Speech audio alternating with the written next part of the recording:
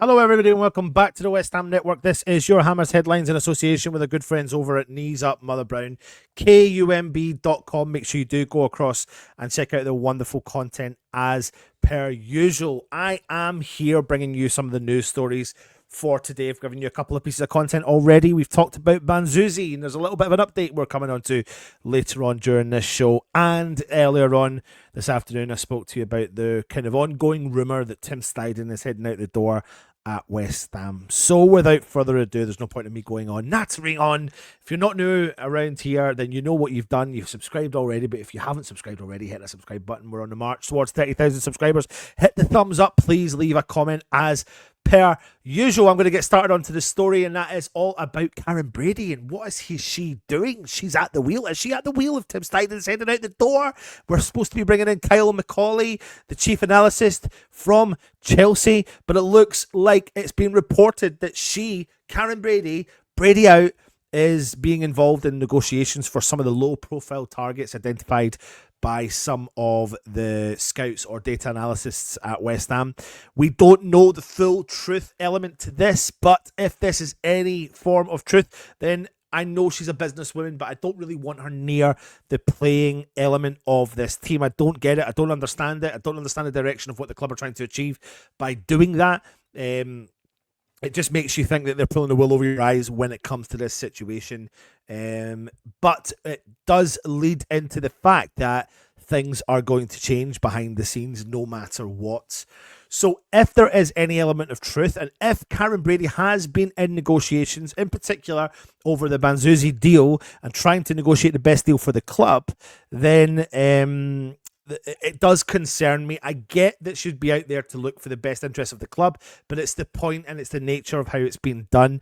We have tried and tested many methods. They're not working, but I suppose what I do say here is if Graham Potter is happy with this system, maybe we need to be happy with this system. But when it comes to Karen Brady, when it comes to the owners of the club, you all know my opinion.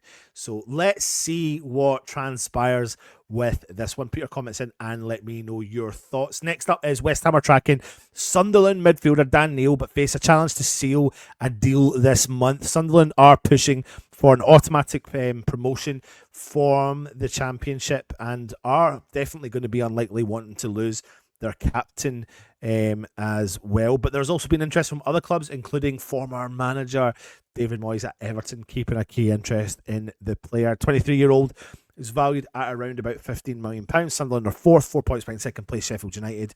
We don't have extensive funds, so it looks like we're going to be jumping around with the deals. Maybe as typical as we know, lowballing deals, but it'll be interesting to see if we can maybe tempt Sunderland with an offer. You can start to see from the players that we're linked to. I don't know, is this working? Hopefully this is working. You can start to... Is it working? Let me just test that theory. I think it is. Is it working? Please tell me it's working. You can tell by some of the players that we're linked to that the style of player that we're looking at, i.e. box-to-box midfielder, someone that's got a lot of energy in the middle of the park. Obviously, the right side of the 20s. He's 23 years old, central defender, and has come up through the youth academy at Sunderland. So there's definitely something in it. You know, this season played 27 games, been pivotal for Sunderland. 27 games, 1 goal, 3 assists, but that box-to-box midfielder can have the energy and the drive to push into the box. Don't know how much element of truth there is, but it's one to keep an eye on, especially if we're going to be looking at that kind of market. Championship, about 12-15 million pounds, looking for the diamonds in the rough.